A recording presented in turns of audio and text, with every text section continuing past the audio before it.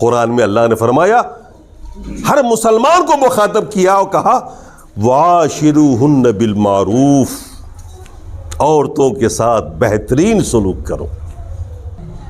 اللہ کے رسول نے فرمایا جس نے اپنی 2 بیٹیوں کی اچھی تعلیم و تربیت کی، اپنی 2 بیٹیوں کو اچھی تعلیم و تربیت کی، سکھا، قیامت کے دن رب کے سامنے میں اور وہ آدمی جس نے اپنے 2 بچیوں کی تعلیم و تربیت کر دی ہے ایسے آئیں گے جیسے یوں، مثال دے کے فرمایا۔ یہ اسلام ہے جس نے عورت کو انسانیت کا مقام دیا، اور ہم اس رب کے ماننے والے ہیں، اس رسول پر ایمان رکھنے والے ہیں۔ ہمارے ذمے یہ ضروری ہے کہ اپنی ماں کا احترام کریں، اپنی بہنوں کا کریں، اپنی بیوی کا کریں، جو بھی حقوق ہیں ان کے۔ ماں کے قدموں تلے جنت قرار دے دیا اللہ تعالیٰ۔ اور اپنے خواتین کو عزت دیں، اور اپنے خواتین سے مراد یہ نہیں کہ اپنے ہی خواتین کو عزت دیں، بلکہ سماج میں ہماری جتنی بھی خواتین ہیں، جو بھی ہیں، مسلم ہو غیر مسلم، سب کے تعلق سے ہمارا رویہ مثبت ہونا چاہیے، ہمارا کردار مثبت ہونا چاہیے، ہم کسی کے بارے میں منفی نہ سوچیں۔ تمام تعریف اس رب کائنات کے لیے ہے جس رب نے ہمیں اور آپ کو اشرف المخلوق بنایا، عقل و شعور کی دولت سے نوازا، اچھے اور برے میں امتیاز کی توفیق عطا فرمائی، توحید کی راہ ہمارے اور آپ کے لیے متعین فرمائی، اور ہمیں اور آپ کو اس پر چلنے کی توفیق عطا فرمائی۔ بطور رہنما اپنے پیارے نبی جناب محمد رسول اللہ صلی اللہ تعالی علیہ وسلم کی امت میں پیدا ہونے کا شرف عطا فرمایا، اور انہیں جو ساری دنیا سے افضل اب اعلیٰ ہے انہیں ہمارا رہنما بنایا۔ ہماری ہدایت کے لیے مستقلاً کہ کبھی یہ قوم چاہے تو گمراہ نہ ہو، اس کے لیے اللہ نے قرآن و سنت جیسی کتاب نازل فرمائی۔ ہم رب کا جتنا بھی شکریہ کریں انعامات و احسانات پر وہ بہت کم ہے۔ زندگی بھر کے سجدے، زندگی بھر کی نمازیں اور زندگی بھر کی عبادتیں بھی رب کی ان نعمتوں کا شکریہ ادا نہیں کر سکتی۔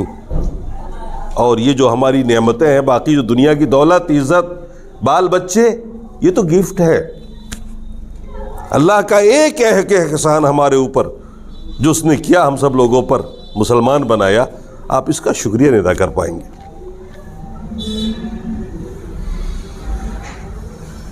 دین کے مختلف موضوعات پر گفتگو ہوتی رہتی ہے، آپ سنتے رہتے ہیں۔ پچھلے دنوں ایک نکاح پڑھانے کا اتفاق ہوا یہیں اسی شہر میں۔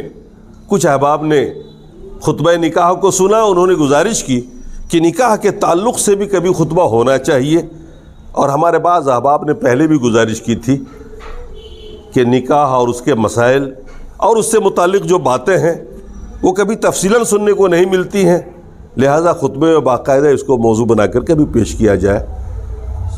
تو میں نے سوچا کہ موقع اچھا ہے، انہی باتوں کے مد نظر ہم نے سوچا ہے کہ 1-2 ہفتے میں 1-2 خطبے میں آپ کو نکاح کے تعلق سے کچھ باتیں جو آپ کے سامنے میں آنی چاہیے، جو قرآن و سنت کے اندر ہے، جنہیں ہم نہیں جانتے ہیں، وہ آپ کے سامنے میں رکھ دیں۔ دین کا ایک اہم موضوع نکاح ہے۔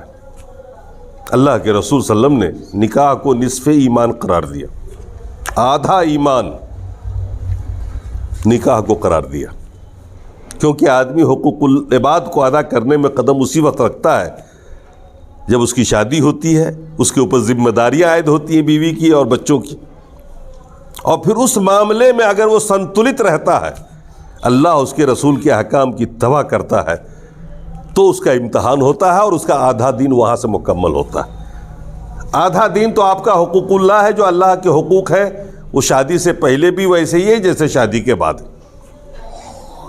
باقی کے جو حقوق ہیں دنیا میں جو آپ کا تعلق قائم ہوتا ہے اور اسے جو نبھانا پڑتا ہے قرآن و سنت کی روشنی میں، یہ اس کے بعد شروع ہوتا ہے۔ تو میں نے اس کے لیے ایک آیت پڑھی ہے اور ایک حدیث پڑھی ہے۔ آج کے خطبے میں تمہید ہوگی، بھومکا ہوگی، اور ہم یہ جاننے کی کوشش کریں گے کہ اسلام سے پہلے عورت کا کیا مقام تھا اس دنیا میں، مختلف اقوام کے بیچ میں۔ اور اسلام نے کتنے بڑے بڑے احسانات کیے عورت ذات کے اوپر. عورت کی جو برادری ہے اس پوری برادری پر اللہ کے جو احسانات ہیں ان کا شکریہ خواتین مل کے بھی ادا نہیں کر سکتی. تو آج ہم بطور تمہید یہ جائزہ لیں گے کہ اللہ کے رسول کی بعثت کے وقت اور اس سے پہلے عرب کے کیا حالات تھے, ان کا معاشرہ کیسا تھا, عورت کا کیا مقام تھا اس معاشرے میں, عورت کی کیا حیثیت تھی. پھر اس کے بعد ہم جائزہ لیں گے کہ ہمارے اس علاقے میں, ہندوستان میں اور اس دنیا میں عورت کے ساتھ کیا سلوک روا رکھا جاتا تھا, عورتوں کے بارے میں کیا تصورات و خیالات مردوں کے تھے اور ان کو کیا مقام ملا تھا. پھر ہم یورپ کا بھی تھوڑا جائزہ لیں گے اور کل ملا کر بتائیں گے آپ کو کہ دنیا میں اس وقت عورت کی کیا حیثیت تھی اور اسلام نے کیا حیثیت دیا, کیا پہچان دیا عورت. آپ نے خوب سنا ہوگا تقریروں میں کہ دور جاہلیت میں لوگ اپنی بیٹیوں کو زندہ دفن کر دیا کرتے تھے. کیوں کرتے تھے وہ ایسا؟ اس کے بارے میں کبھی نہیں سوچا آپ نے؟ وہ اتنے شقی القلب بھی نہیں تھے, ان کی بھی مائیں تھیں, باپ کے دل میں جیسے آج اپنے بچے بچی کے لیے پیار ہوتا ہے اس وقت بھی تھا, لیکن وہ مجبور تھے اس حرکت کے لیے. اس وقت کے جو قوانین تھے, اس وقت کے جو حالات تھے, اسلام سے پہلے جو عرب کا معاشرہ تھا, اس معاشرے میں عورت کو کوئی حق حاصل نہیں تھا, نہ جائیداد میں, نہ پراپرٹی میں, نہ اولاد میں, نہ سماج میں اس کا کوئی کردار تھا. بازار میں بکتی تھی, وہ بکتے تو مرد بھی تھے, لیکن مرد کا استعمال بہرحال معزز ہوا کرتا تھا. اس سے لوگ محنت مزدوری کا کام لے لیا کرتے تھے, لیکن جب وہ عورتیں خریدتے تھے تو اس سے محنت مزدوری کا بھی کام لیتے تھے اور اس سے شہوت رانی کو بھی جائز سمجھتے تھے, اور وہ جائز تھا, اس معاشرے میں کوئی عیب نہیں تھا. بادی خرید کے لائی جاتی تھی, لوگ لاتے تھے اور اس سے وہی سلوک کرتے تھے جو ایک بادی سے کیا جا سکتا. اس کے بچے کو جو اس سے پیدا ہو اس کو کبھی معاشرے میں مقام نہیں ملتا تھا, اسے کبھی باپ اپنے پراپرٹی میں حصہ دار نہیں بناتا تھا. وہ عورتیں پیسے والے لوگ خریدتے تھے اور اس سے طوائف خانہ چلایا کرتے تھے, اس سے پیسہ کمایا کرتے تھے, اور یہ کوئی عیب نہیں تھا. نہ عورتیں عیب سمجھتی تھیں کیونکہ حالات اور معاشرہ ہی ایسا تھا. وہ یہی سمجھتی تھی کہ یہی میرا حق ہے, یہی میرا حصہ ہے اس دنیا میں, یہی میرا کردار ہے. باپ کے مرنے کے بعد جب جائیداد بٹتی تو باپ کی جتنی بیویاں ہوتی تھیں وہ بھی اولاد میں بٹ جاتی تھیں, اور بٹنے کے بعد ان کا مقصد یہ نہیں ہوتا تھا کہ ان کو عزت دی جائے, ان کو بھی, ان کے ساتھ بھی وہی سلوک روا رکھا جاتا تھا جو ایک بادی کے ساتھ رکھا جاتا. یعنی بیٹا خود اپنی ماں کو استعمال کرتا تھا. آپ اس سے اندازہ لگائیے سیدھے لفظوں, کتنا گرا ہوا سماج تھا وہ, کیا مقام تھا عورت کا اس میں. ایام حیض میں عورتوں کو گھر سے ایک طرف ایک جھوپڑی میں ڈال دیا جاتا تھا. وہ تو آج بھی بعض طبقات میں چل رہا ہے اس ہندوستان کے اندر. اس کے کھانے کا برتن الگ ہوتا تھا جو باہر سے دے دیا جاتا تھا, اور جب وہ اس سے پاک ہوتی نا تو اپنے اوپر میگنیاں پھینکتی, بکری کی میگنی اپنے اوپر پھینکتی تھی, گویا منحوس تھی وہ. یہودیت میں تو آج بھی ہے یہ, اب برہمن میں آج بھی یہاں ہے. دولت میں اس کو کوئی حق حاصل ہی نہیں تھا, سرے سے جیسے چاہے اس کا استعمال کیا. جنگوں میں فاتح جو جیتتا, جب جنگ ہوتی دو گروپ کی اور جو قوم جیت جاتی تھی, جو جماعت جیتتی تھی, وہ ہارنے والے کی بیوی بچوں پہ قبضہ کرتے تھے, اور یہ عام تھا اس زمانے میں, اور اس کا استعمال ہر طریقے سے کرتے تھے. وہ چاہے تو بیچے, چاہے تو خود اپنے پاس رکھ کے اس کا استعمال کریں. آپ کو حیرت ہوگی اس زمانے میں لڑکیاں یا عورتیں خرید کر کے تحفتاً دی جاتی تھیں. جیسے آج آپ کہیں باہر جاتے ہیں اور آتے وقت اپنے احباب کے لیے تحفہ لاتے ہیں اور دیتے ہیں, عورتیں دی جاتی تھیں. یہ کوئی عیب نہیں تھا. اور عورتیں کیسی ہوتی تھیں اس زمانے میں، کیوں وفادار ہو کے رہتی تھیں؟ جس کو تحفتاً دے دیا گیا، یہ بھی نہیں کہ وہاں سے بھاگ جائے یا ان کو کوئی اعتراض ہو. یعنی ہر طرح کی ظلم و زیادتی عورتوں پہ ہوا کرتی تھی اور عورت اسے برداشت کرتی تھی. وہ یہ سمجھتی تھی کہ یہی میرا حق. اور آپ ہندوستان میں آ جائیے اس زمانے میں، 2000 سال پہلے کا اتہاس اٹھا کے دیکھ لیجئے، یہاں عورتوں کے ساتھ کیا سلوک رکھا جاتا تھا، کیا رویہ تھا. یہ کھجوراہو کی جو مندریں ہیں اس میں جو سین ہے، سنگ تراشی میں جو نمونے ہیں، آپ لوگوں نے بھی فیس بک پہ دیکھا ہوگا، اس کے اندر جو بے حیائی ہے وہ آج بھی اس بات کی شہادت دیتی ہیں کہ یہ سب کچھ اس دور میں کھلے عام ہوتا تھا اور لوگ اس کو اچھا سمجھتے تھے اور عورتیں اس کو برا نہیں مانتی تھی. وہ سمجھتی تھی کہ یہی میرا حق. جہاں لوگ گھومنے جاتے ہیں، کوئی جگہ ہے کھجوراہو ایم پی میں شاید، ان کی کلا کرتیوں کو دیکھیے گا آپ اور تصور کیجئے گا اس زمانے کا کیا ماحول تھا. ظاہر سی بات ہے آج کے دور میں وہ ممکن نہیں ہے. مہذب لوگ اٹھ کھڑے ہوں گے اس کے خلاف، عورتیں اٹھ جائیں گی اس کے خلاف، لیکن اس وقت سب یہ چلتا تھا. ستی پرتھا جو ابھی 3 دہائی پہلے 1990 میں بند ہوئی ہے، اس سے پہلے شوہر کے مرنے کے بعد اس کی بیوی کو جینے کا کوئی حق حاصل نہیں تھا. اسے بھی اسی پر رکھ کر کے جلا دیا جاتا تھا، اسی ارتھی پر اس عورت کو بھی زندہ جلایا جاتا تھا. قانوناً یہ جرم قرار پایا ہے 1990 میں اس ہندوستان کے اندر. عورتوں کے جو لباس ہے مخصوص، جسم کا کھلا پن، یہ بتا رہا ہے اس معاشرے کو کہ یہ معاشرہ کہاں سے اٹھ کے آیا. منو اسمرتی جس کے قانون کو نافذ کرنے کی کوشش کی جا رہی ہے اس وقت اور جس کے لیے جد و جہد ہو رہا ہے، آپ اس کو پڑھیے اور دیکھیں گے آپ اس کے اندر کہ قوانین ہیں کہ بڑی جاتی کے جو لوگ ہیں وہ چھوٹی جاتی کی بیوی اور بیٹیوں پر جب ان کی نیت خراب ہو انہیں اس کے لیے تیار رہنا چاہیے. لیکن اگر کسی چھوٹی جات کے آدمی نے کسی بڑی جات کی عورت پر نیت خراب کر لی تو اس کے ناخون اور اس کی کھال ادھیڑ دی جائے گی.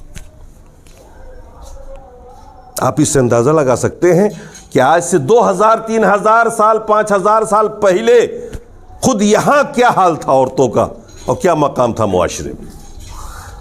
آپ یورپ میں چلے جائیے، یورپ بھی اس سے الگ نہیں تھا، چھوتا نہیں تھا، وہاں پر بھی یہی سب کچھ ہوتا تھا.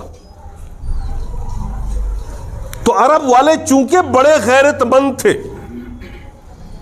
وہ نہیں چاہتے تھے کہ ہماری بہو بیٹیوں کو ان حالات سے گزرنا پڑے، اس لیے وہ شروع میں ہی اپنی بیٹی کو زندہ دفن کرتے تھے تاکہ وہ دن نہ دیکھنا پڑے جب ہم جنگ لڑیں کسی قوم سے تو ایسا نہ ہو کہ ہماری بہو بیٹی پر وہ قوم فتح پالے اور ان کی عزت پامال کرے. وہ اس غیرت مندی کی وجہ سے اپنی بیٹیوں کو زندہ درگور کر دیا کرتے تھے. یہ اسباب تھے اس کے. ذرا اس وقت کو آپ یاد کیجئے جب مسلمان ہجرت کر کے مکہ سے مدینہ گئے، مدینے میں ایک جماعت وجود میں آ گئی. مکے والوں نے پیچھا نہیں چھوڑا. ابو جہل نے خط لکھا ان چند مشرکین کو جو مکے میں باقی تھے، جو ابھی مسلمان نہیں ہوئے تھے، اور ان کا سردار عبداللہ ابن ابی تھا. یہ رئیس المنافقین تھا، منافقوں کا سردار تھا. اس نے خط لکھا گرما گرم کہ تم نے محمد کو اور اس کے ماننے والوں کو، بے دینوں کو پناہ دیا، جتنی جلد ہو سکے محمد اور اس کے ماننے والوں کو مدینے سے نکال باہر کرو، ورنہ ہم تمہارے اوپر حملہ آور ہوں گے اور تمہاری بہو بیٹیوں کی عزت کو پامال کریں گے. اس دھمکی کا وہ اثر ہوا مدینے والوں پر کہ خود اللہ کے رسول اور ان مسلمانوں کے خلاف جو ان کے ہی رشتہ دار تھے، جو مسلمان ہوئے تھے، وہ ان کے ہی قریبی لوگ تھے، ان کے خلاف تلوار لے کے میدان میں آ گئے تھے کہ اگر ان کو الگ نہ کیا گیا، مدینے سے نکالا نہ گیا، تو ہماری بہو بیٹیوں کی عزت پامال کریں گے مکے والے آ کر کے، ہم سے لڑیں گے. وہ آ کر کے دھمکی دی تھی ابو جہل. اور پھر اللہ کے رسول آئے اور اللہ کے رسول نے ان لوگوں کو سمجھایا کہ تمہارے اوپر مکے والوں کی دھمکی کا بڑا اثر ہوا ہے، مکے والے تم کو اتنا نقصان نہیں پہنچا سکتے جتنا تم خود اپنے آپ کو پہنچا سکتے ہو. تم لڑو گے کس سے؟ یہ جو مسلمان ہیں تمہارے بیٹے ہیں، بھتیجے ہیں، پوتے ہیں، یہی تو تمہارے سامنے آئیں گے لڑنے کے لیے، اور تم اپنے آپ کو ہی کاٹو گے. بات سمجھ میں آئی مشرکین کی، اور پھر وہ پیچھے ہٹے. کہنے کا مطلب یہ ہے کہ وہ جو بیٹیوں کو زندہ دفن کرتے تھے اس کے پیچھے کی علت یہ تھی، کارن یہ تھا.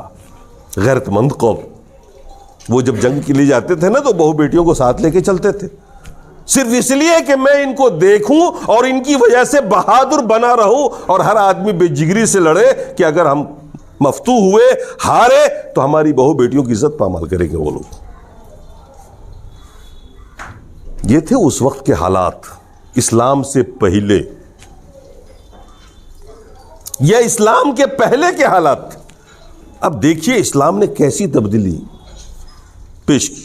قرآن میں اللہ نے فرمایا، ہر مسلمان کو مخاطب کیا اور کہا وَعَاشِرُوهُنَّ بِالْمَعْرُوفِ، عورتوں کے ساتھ بہترین سلوک کرو، عورتوں کے ساتھ بہترین سلوک کرو. یہ ہمیں حکم دیا گیا، اللہ نے حکم دیا. اور اللہ کے رسول نے فرمایا من عال جاریتین حتی تبلغا جاء یوم القیامہ انا وہو ہاکذا وضم اصابعہ. اللہ کے رسول نے فرمایا جس نے اپنی 2 بیٹیوں کی اچھی تعلیم و تربیت کی، اپنی 2 بیٹیوں کو اچھی تعلیم و تربیت کی، سکھایا پڑھایا، گھر میں رکھا، یہاں تک کہ وہ بالغ ہو گئیں، اس کا نکاح کر دیا. اللہ کے رسول نے فرمایا جاء یوم القیامہ انا وہو، تو قیامت کے دن رب کے سامنے میں اور وہ آدمی جس نے اپنے 2 بچیوں کی تعلیم و تربیت کر دی ہے، ایسے آئیں گے جیسے یوں. مثال دے کے فرمایا ہم اور وہ دونوں ساتھ ساتھ اللہ کے سامنے آئیں گے. جاء یوم القیامہ انا وہو ہاکذا، اس طرح آمنے سامنے آئیں گے اللہ کے سامنے.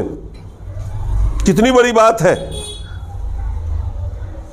یہ عورت کی حفاظت ہو رہی ہے، ایک لڑکی کی حفاظت ہو رہی ہے.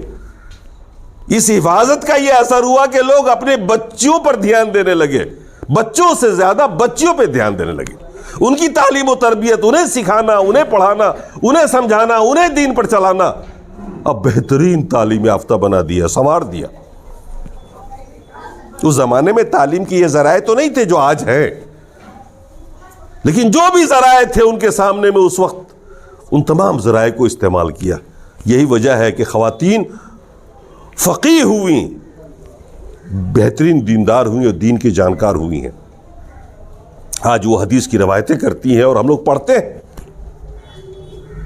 تو اللہ کے رسول نے جب یہ فضیلت بیان کی تو وہ لوگ جنہوں نے اپنی بیٹیوں کو زندہ درگور کیا تھا، اس کے بدلے میں انہوں نے اتنی ہی بادیوں کو، خادماؤں کو آزاد کیا تاکہ ہمارے اس گناہ کا کفارہ ہو سکے. اور لوگوں نے دھیان دینا شروع کر دیا خواتین کے اوپر. اللہ کے رسول نے ہمیں اور آپ سے فرمایا تھا الدنیا حلوۃ خضرۃ، یہ جو دنیا ہے نا یہ بڑی رنگین اور بڑی میٹھی ہے. یہ خطاب اللہ کے رسول کا ہم سے اور آپ سے ہے.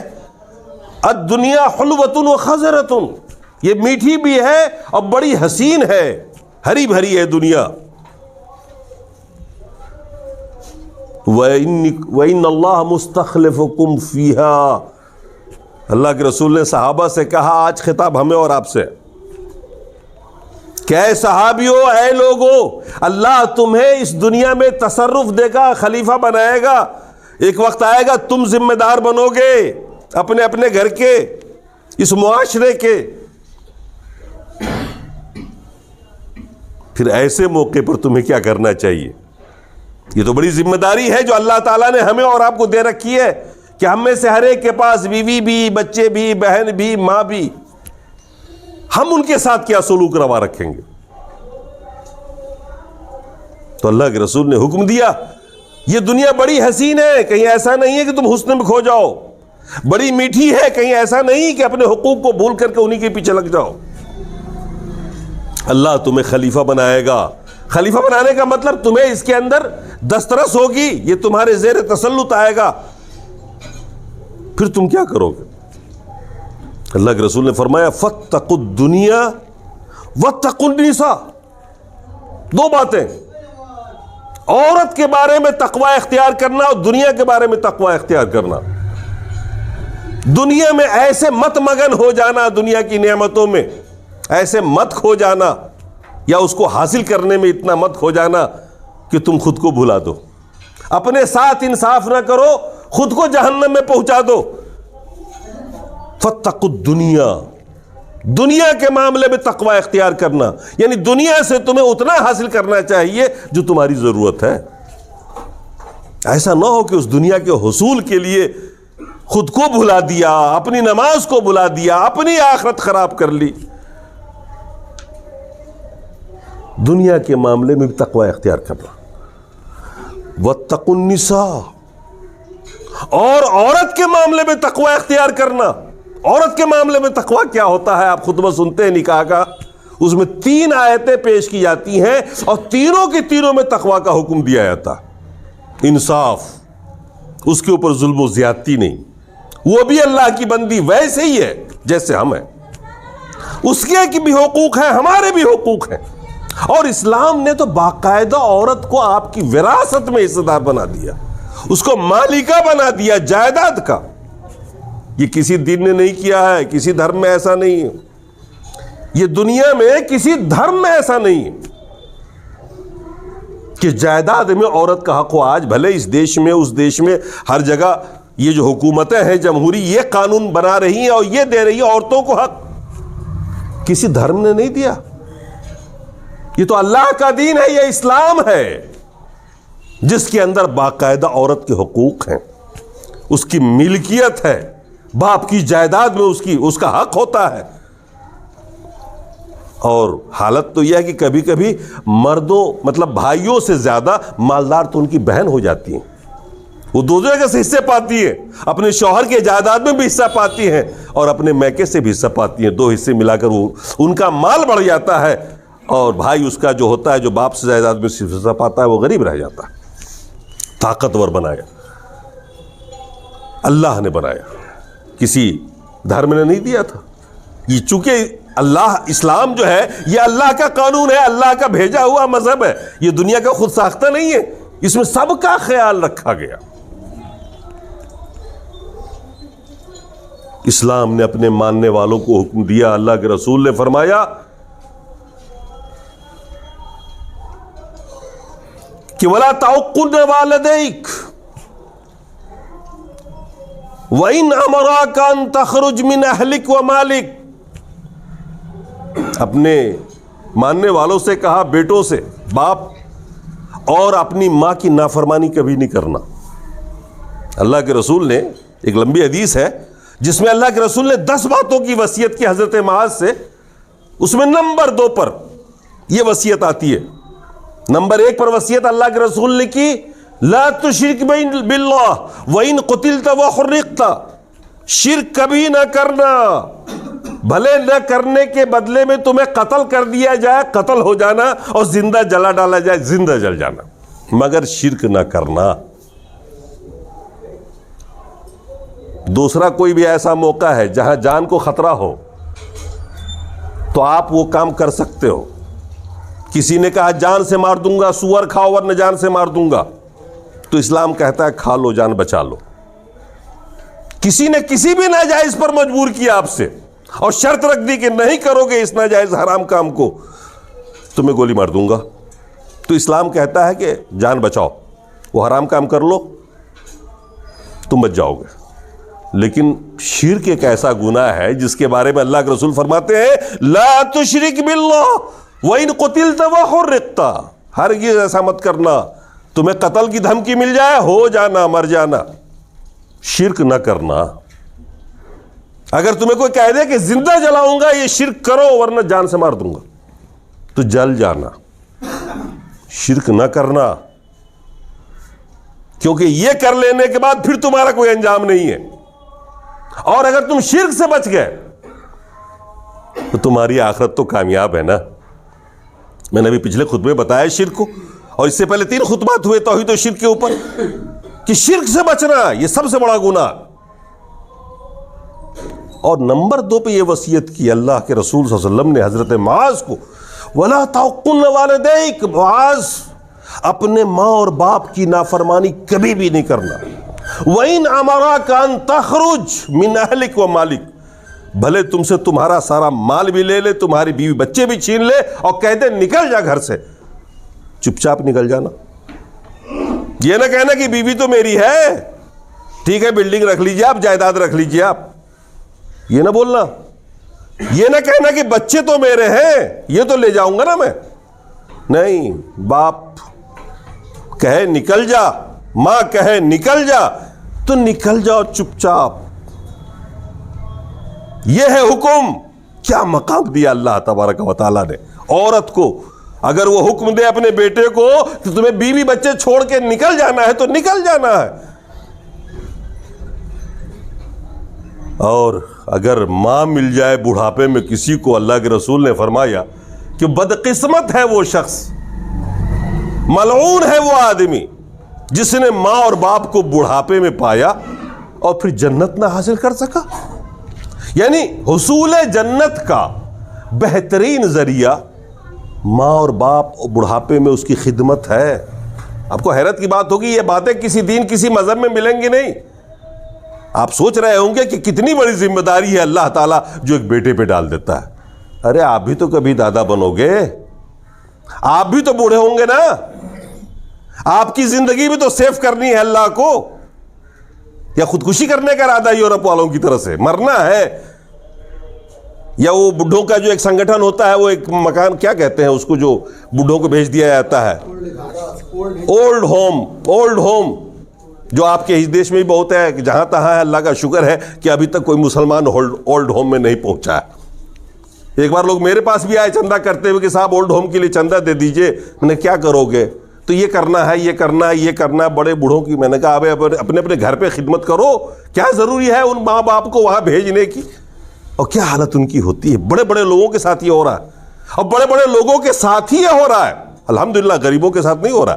غریب لوگ ایسے نہیں بے مروت, وہ لوگ جن کے بیٹے امریکہ میں رہتے ہیں, انگلینڈ میں رہتے ہیں, پیسوں کی کمی نہیں ہے, وہ لوگ وہاں بھیج رہے ہیں. کن کن ارمانوں سے ماں اور باپ اپنے بیٹے کو پالتا ہے, اور بڑھاپے میں وہی بیٹے ان کو بھیج دیتے ہیں قسم پرسی کی زندگی جینے کے لیے. بڑے بوڑھے کھاتے نہیں ہیں بہت زیادہ, وہ تو تھوڑا سا کھاتے ہیں, خواہش ہی نہیں ہوتی ان کو کھانے کی. انہیں تو پوتا اور پوتی کا پیار چاہیے, وہ کھیلنا چاہتے ہیں پوتا پوتی سے, اور لوگ اس کو محروم کر دیتے ہیں. تو آپ پر یہ بوجھ نہیں ہے, یہ نہ سمجھیے گا کہ رسول نے ایسا حکم دے کر کے میرے اوپر ظلم کیا, بلکہ آپ کا بھی تو بڑھاپا آئے گا, آپ کی بھی تو قدر کی جانی ہے. یہ مقام اسلام نے اس لیے آپ کو دیا, یہ حکم دیا تاکہ ان کا مقام آپ سمجھیں, ان کی خدمت کریں, اور کل کو جب آپ اس حیثیت کو پہنچیں گے تو آپ کے بچے پھر آپ کی ہی اسی طرح سے قدر کریں گے.